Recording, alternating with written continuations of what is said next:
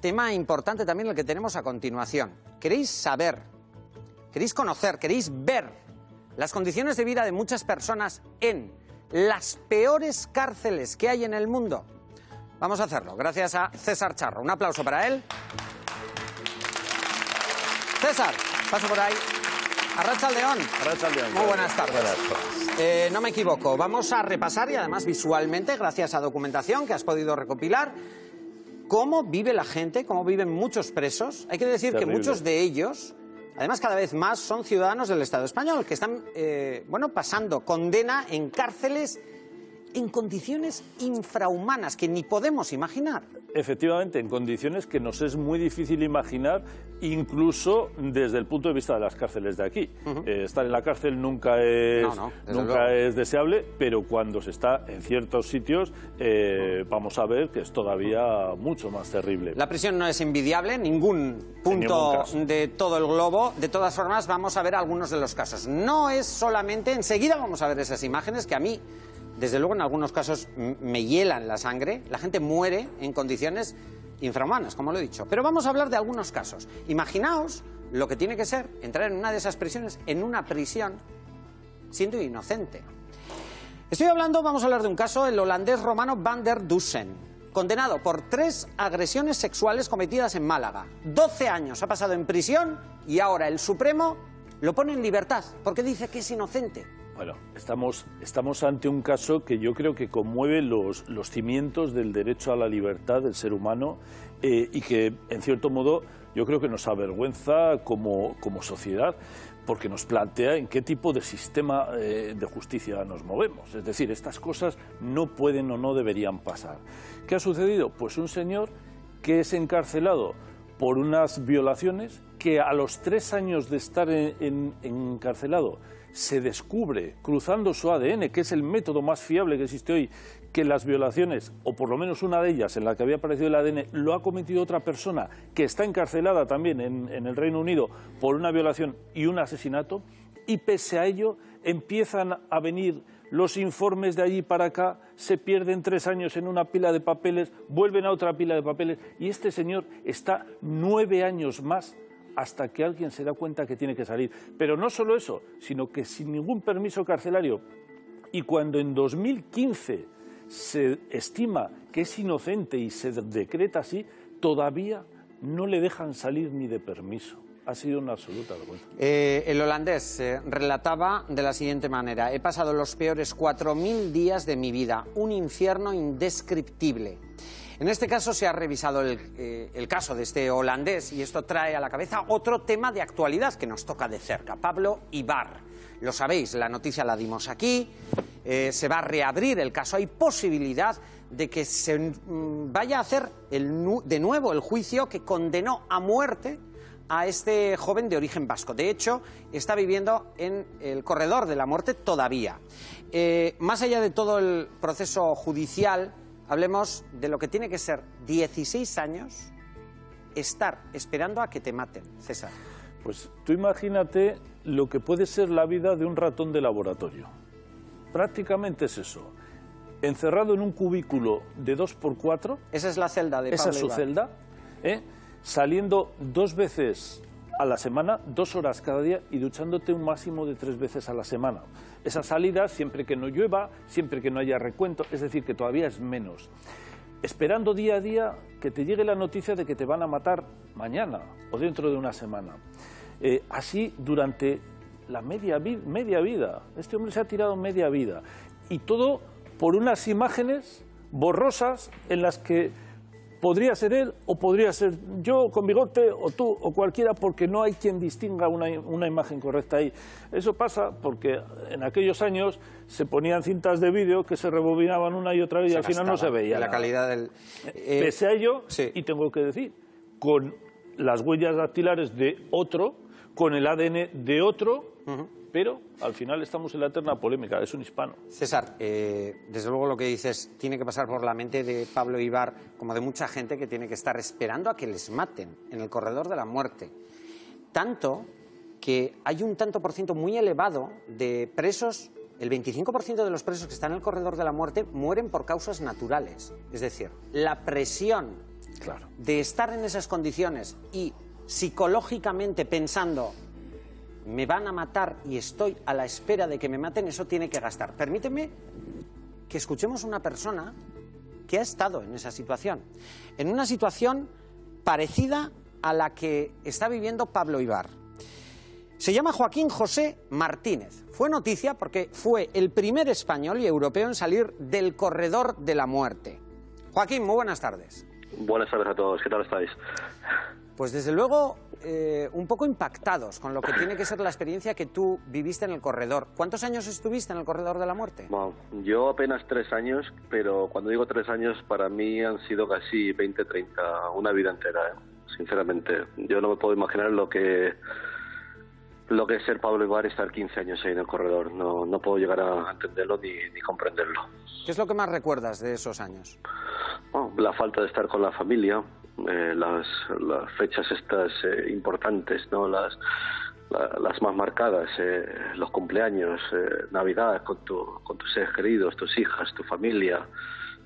Y aparte de eso, pues borrar todo eso y pensar que estás viviendo una pesadilla todos los días, un recuerdo a diario de que estás condenado a muerte y que en cualquier momento pues te firman tu sentencia y se acaba tu vida, ¿no? O sea, Joaquín, el tema de la pena de muerte pesa en el día a día, en el minuto a minuto. El tema de la pena de muerte es algo dentro del corredor que te lo recuerdan muy seguido. Los funcionarios en sí te hacen saber. Ya aparte del maltrato físico del que siempre hablamos y conocemos y vemos en la televisión y nos podemos imaginar dentro del corredor, no, la verdad, sinceramente no quiero entrar ahí. El maltrato psicológico de que todos los días te despiertan a las 5 de la mañana, yo durante 3 años, Pablo Ibar durante 15, te dicen, bueno, como cuando llamas a los perros, o sea, chow time es el término que utilizan para el desayuno, te escupen en el plato si les entra la gana ese día, si les miras mal o si no recitas bien el número de identificación, te dicen, oye, ayer estuve, ejemplos, voy a ser muy claro, ayer estuve con tu mujer, o cosas que la verdad hieren, duelen, ¿no? Ya uno ya está ahí sufriendo lo suyo y ya encima te rematan, o sea, es... Joaquín, me imagino que las medidas de seguridad son excepcionales para los presos que estáis ahí. Sí, pero... el corredor de la muerte no es nada como se conoce de cárceles a nivel de... Y lo puedo decir claramente, yo he estado en Italia el mes pasado, sí, con presos de la Camorra, y he hablado con gente de la mafia de alto nivel, me he dado conferencias ahí dentro, he estado en diferentes países y sinceramente no hay nada comparado, ya no tanto a nivel de medios o lo que hay dentro del corredor, o si duermes o si hay cama o no, el maltrato psicológico que existe en Estados Unidos es bestial. Ya, por eso te quería comentar, Joaquín, a pesar de ser muy dura quizás la pregunta, pero con toda la dureza que estás expresando y que lo transmites y que tú viviste, Joaquín, ¿tú en algún momento y debido a esa presión pensaste en quitarte la vida? Inicialmente no, y os voy a hablar muy claro, porque estos son temas que he intentado, pues yo, por el bien de mis padres, en su día no comentarlos, ¿no? Pero inicialmente pues te pasas casi todo el tiempo culpando a todo el mundo, menos a los que son, ¿no? Y ya llegando al final, a ese tercer año, en mi caso, recuerdo que pasé momentos muy difíciles, que ya no sabía qué hacer, o sea, ya no sabía a quién decirle y gritarle que era inocente, ¿no? O sea, es que acabáis de decir algo que se me han puesto los vellos de punta. O sea, cuando habéis dicho, me parece que he escuchado a César decir de que este hombre ha pasado 15 años pues diciendo que es inocente. Yo me pasé 3 años, ¿no? Y claro, nadie te hace caso, solo tus padres, ¿sabes? O sea, sí, te escuchan los medios, te escuchan las personas que creen en ti, pero bueno, por suerte, después de 15 años sí que le han dado la razón a Pablo. A mí en 3 años. Entonces, claro, cuando llega ese momento, ya llegando al final de mi estancia en el corredor, yo me pillaba muchas veces hablando, no sabía quién hablaba, o sea, o delirando, o diciendo cosas que no... Por eso te lo decía, Joaquín, mantener la fortaleza tiene que ser muy difícil, es decir, mantenerte cuerdo. Yo no sé cómo... a ver, yo os hablo claro, y os digo a todos, yo no sé cómo lo ha hecho Pablo Ibar. Yo recibía todas las semanas un promedio de cartas pues abismal, 400 cartas a la semana, visitas de la prensa, llamada del cónsul, visita de mis padres. Y aún así, llegando ya al final de la estancia en el corredor, yo había momentos que sinceramente decía, quería tirar la toalla. Os digo así de claro, 15 años ahí, yo quiero hablar con Pablo, yo quiero ver lo que lleva dentro, porque él sinceramente no puede estar tan bien como lo estamos viendo. O sea, yo aún... Ya han pasado años, Yo he salido en 2001, sí. Yo aún tengo secuelas. O sea, yo he estado solo 3 años en un corredor. O sea, yo no me puedo imaginar lo que ha sido ser, lo que es ser Pablo Ibar. O sea, es muy, muy difícil y le deseo lo mejor, la verdad. Aquí me tiene para lo que haga falta. Joaquín, te has convertido en uno de los activistas que luchan contra la pena de muerte. Esperamos y te apoyamos, desde luego, en esa lucha y te agradecemos. Sí, César, brevemente. Sí, mira, yo te quería preguntar, ¿qué consejo le darías a Pablo Ibar y a este hombre holandés que salen de una situación tan injusta, tan dramática, para que retomen su vida como tú parece que la has retomado? Porque creo que van a tener una situación complicada en la calle. Pues que primero de todo la familia mantenga toda esa... pues lo primero sus padres, o sea, su padre en este caso, su mujer, y que lo tome poco a poco, no vaya muy rápido, porque ¿sabes lo que me pasó a mí? Yo os hablo claramente, Sí. Yo quise hacer todo lo que no había hecho en 3 años, 5 años y medio en total, lo quería hacer en un día, y era imposible. O sea, los sueños que yo tenía de volver a ver a mis hijas, de abrazarlas, nunca las cosas ocurrieron tal como yo lo había soñado. O sea, y tiene que aceptar que él ha vivido ya, en ese momento que lo dejen libre, vivirá 3 vidas. El antes, el durante, que es el corredor, y tendrá que adaptarse a esa nueva vida. No será nada igual.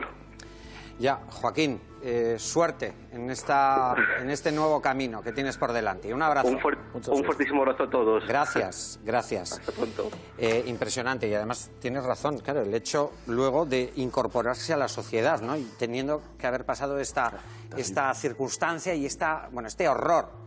No salimos del infierno, y os lo digo así porque se podría decir, César, que lo que vamos a ver a continuación son las imágenes de un infierno o de varios infiernos en la Tierra. Sudamérica suele ser uno de los países que más cárceles infrahumanas recoge.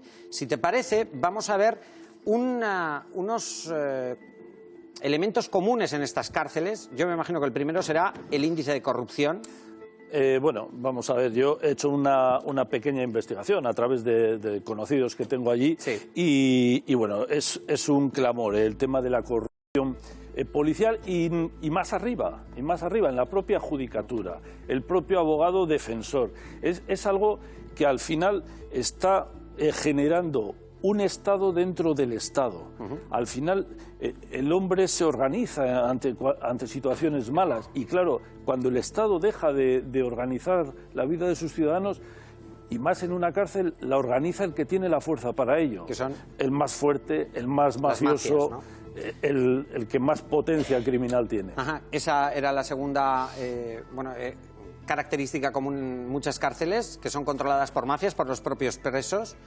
A mí me llama la atención que esos presos lo que generan es una sociedad paralela dentro, ¿no? Exactamente. En la que se pueden hacer todo tipo de compras. Todo tipo de compras, además, como las sociedades fuera se controlan mediante la fuerza de las armas, allí hay armas dentro. Lo hemos visto hoy. Hoy ha habido un motín en Monterrey, que precisamente yo estaba hablando con uno de mis contactos allí, Jaime Ulloa, que me decía que tiene un hermano preso en una de esas cárceles, y me decía, no por buena persona precisamente, pero bueno, no deja de ser una tragedia, y han muerto 60 personas. 60 personas. Sí, pero a tiros, a bombados. O sea, pero eso quiere decir que dentro... Dentro hay armas, dentro hay droga, dentro circula el dinero, dentro hay tiendas donde se compra todo. Hoy hablas del motín donde han muerto 60 personas, son imágenes de hoy, sí, precisamente, del motín de Monterrey. Jaime vive ahí, en Monterrey. En las cárceles también, y es increíble, y es que esas mafias controlan hasta el punto en que todo preso tiene que pagar incluso por comer y dormir, pagar a esas mafias. Tiene que pagar por la estancia, por la comida, o sea, por dormir. Tú entras en la cárcel y tienes que pagar diariamente. ¿Ese dinero dónde va? Va a las mafias, va a los custodios, va al sistema judicial, que lo ha reconocido el Estado mexicano, por ejemplo, y otros muchos, Venezuela, casi todos estos países. Pero es que, además, el pago se duplica, porque luego al familiar le cobran exactamente por lo mismo. El familiar también tiene que pagar. Y al familiar le cobran para no matarte dentro, si estás. Bueno, todo eso es debido a que existe un nivel de corrupción generalizado y sistémico galopante. Vamos a hablar de casos concretos y quiero ver imágenes, porque yo creo que pueden impactar y nos pueden hacer ver lo que puede ser la realidad de mucha gente.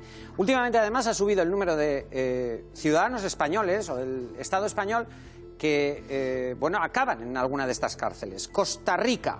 Cárcel o centro penitenciario de San Sebastián. Lo vemos. Vale. ¿Qué podemos decir de este centro? Bueno, San ¿Nivel Sebastián, de hacinamiento? En Costa Rica hay muy poquitas cárceles, pero muy pobladas. Es un país pequeño. Es una de las zonas que, bueno, pues he investigado a través de un amigo que se llama Alberto Soto Phillips y me comentaba que esa cárcel que estamos viendo, San Sebastián, tiene una ocupación de 4 veces la que debería. Vemos que está muy hacinada y además hay una curiosidad que aquí sería impensable, que es que en Costa Rica el Estado organiza excursiones de escolares conflictivos a esa cárcel para que la vean. Y para que vean cómo los presos recibirían a un crío de 15 o 16 años. Te puedes imaginar lo que oye, salen llorando de allí. Bueno, es tremendo. Es que me parece una tortura. Uno de los penales peores de Sudamérica. Vámonos a México, una de las penitenciarías que más famosa se ha hecho últimamente y que César además nos puede contar casos, de hecho ya lo ha adelantado, tiene contactos que conocen muy bien la cárcel de donde escapó y ha vuelto Chapo Guzmán, el conocido narcotraficante. Bueno, pues tenemos el reclusorio Oriente. Se llama así, ¿no? Sí. Además se llama reclusorio provisional, ahí nada es provisional. Chapo Guzmán estaba aislado, pero muchos de los internos de esa prisión están por delitos menores. Es que me contaba que había un señor que había robado una bocina de un coche, 80 pesos, y todos los días tenía que pagar miles de pesos para seguir vivo allí. Oye, ¿qué pasa si no pagas? Y tenía una sí, condena de 6 meses. ¿Qué pasaría si no pagas? Es pues, decir, bueno, primero, si tienes que pagar la comida, no comes, ¿vale? O te mueres o te matan. No hay más vuelta de hoja. Tienes que pagar para dormir tumbado, porque es tal el hacinamiento que si no tienes que dormir o sentado contra una pared o de pie, hay gente que se ata para poder dormir de pie. Tienes que pagar por pasar cada puerta que vas pasando. 2 pesos a un señor que está allí en la... Es terrible. Las condiciones higiénicas, me imagino... Bueno, es decir, o sea, la transmisión de enfermedades... Imagínate, y por lo tanto el tratamiento de enfermedades en ese tipo de condiciones será inexistente, ¿no? Imagínate 4 retretes para 4.000 personas que no se limpian. Bueno, en fin, desde luego... También hay que pagar por hacer cola para el retrete. Para el retrete también tienes que pagar. Bueno, vámonos a otro continente, otro país, porque desde luego el continente americano reúne a algunos, pero no es el único. Vámonos a Ruanda, la cárcel de Gitarama. ¿Qué ocurre aquí? Bueno, pues las que hemos visto, con ser el infierno en la tierra, no son nada comparadas con esta cárcel que está entre los infiernos. Esto es peor que el infierno. O sea, aquí son imágenes. Sí, esta cárcel tiene 40 veces la ocupación. Hablamos de 4 veces. Aquí, donde tenía que haber 4 personas, hay 40 veces más.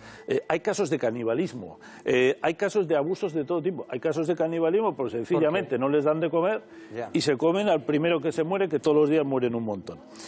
Es tremendo. Hay menores. O sea, los reclusos se comen a los fallecidos. A los fallecidos o a los que matan para comer. Ya. Bueno, ahí está provocando esto en el público, pero es que es la realidad. Nuestro compañero se ha documentado, y este equipo se ha documentado, llama la atención el nivel. Esto ocurre en varios sitios y nosotros ahora mismo estamos viendo por encima una situación. Quiero que hablemos de otra que se encuentra en Rusia. Fijaos, el dato que me habían pasado, y es que, César, la mayoría de los presos en esta cárcel de Petak mueren por las bajas temperaturas.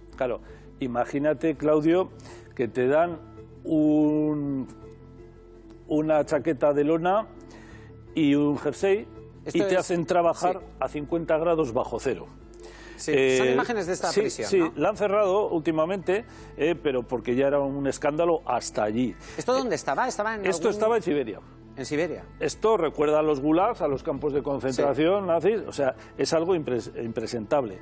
Estaba en manos de la organización, en manos de las mafias rusas, de tal manera que cuando uno llegaba allí, lo primero que le hacían era pues decidir si iba a servir como esclavo sexual o como sirviente de algún capo, a todos los que entraban. Entonces, pues bueno, según cayeras, el promedio de vida no solía ser más alto de 2 o 3 años. Fíjate, me vino a la cabeza un caso de un bilbaíno que, además debido a la corrupción, haciendo un viaje comercial a Sudamérica, acabó en una de estas cárceles. Es que encima, bueno, en cualquier caso, ninguna de las personas tiene derecho a vivir en este tipo, nadie tiene derecho a que se le trate de esta manera, porque esto es una tortura. Pero imagínate en el caso de que, porque lo han querido así algunos, tú acabas en una cárcel de estas.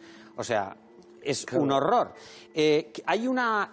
porque en Estados Unidos también, y ya lo hemos visto, ya tener que estar esperando la pena de muerte ya es una auténtica tortura, pero ¿por qué no me cuentas algo que yo no lo entiendo muy bien? La cárcel de Arizona, de Tent City de Arpaio, en Arizona. Sí, el famoso, el sheriff Joe de Arpaio, porque a la condena yo creo que no sería exagerado si decimos que añade el cachondeo. A ver, atentos a lo que hacen en esta cárcel de Estados Unidos. En esta cárcel lo que hacen es... Poco tiempo tenemos, pero cuéntanos. Sí, minusvalorar absolutamente tu dignidad.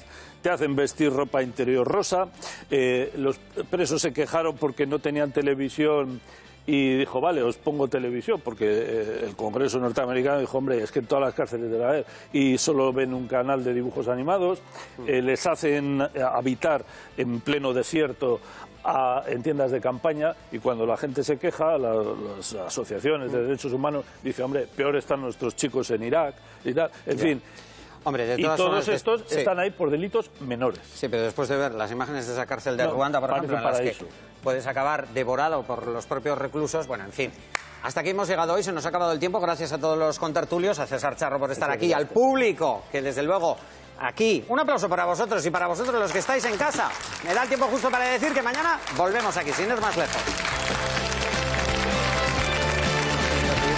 Vamos mal de tiempo.